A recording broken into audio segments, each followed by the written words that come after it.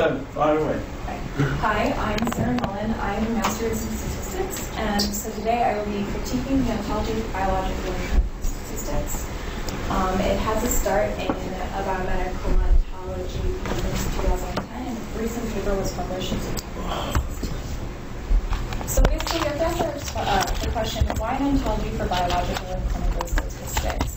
So since the 1990s, there's been this thing in play called evidence-based medicine, which basically says that medical decisions should be based on objective evidence and experience, not just only experience. And so this has caused a lot of publications to come out, and especially to have good statistical analysis is key.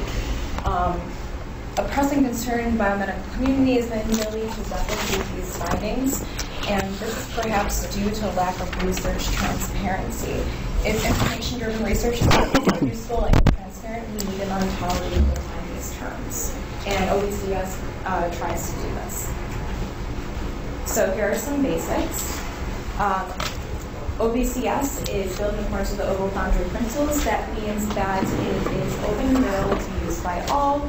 It has a common formal language and a common structure, and developers of the ontology agree in advance to collaborate with other Oval Boundary developers. And this is important because there's another ontology, a statistics ontology called STATO.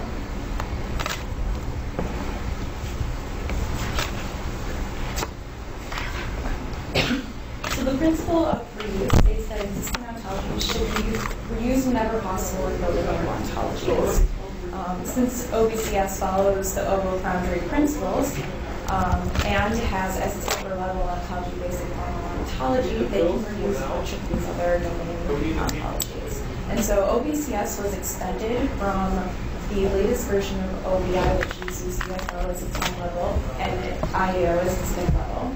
And so they grouped together all the statistical terms in OBI, and then to add additional terms, they created a statistical process workflow, identifying terms that were needed, added those terms, and then they also did an bottom-up approach where they saw things like OBI has regression analysis, and so they added terms like logit regression.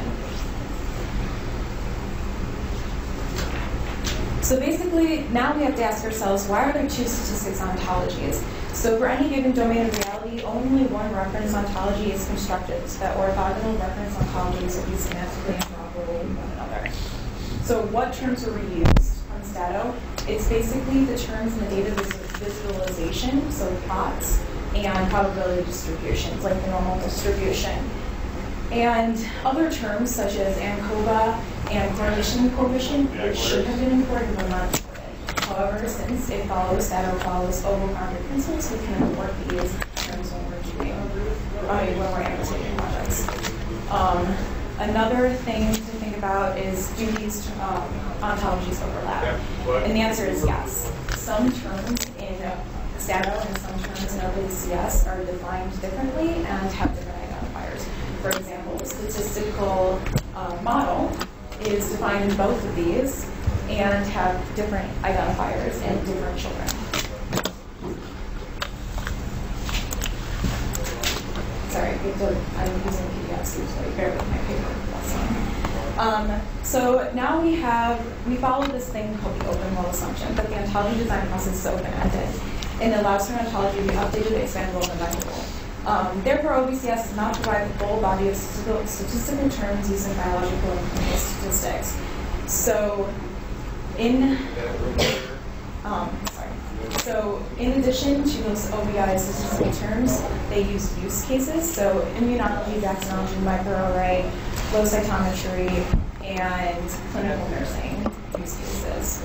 So what I did with my statistics background is I took a survey of all the textbooks and papers and compiled a list of topics that are used in each of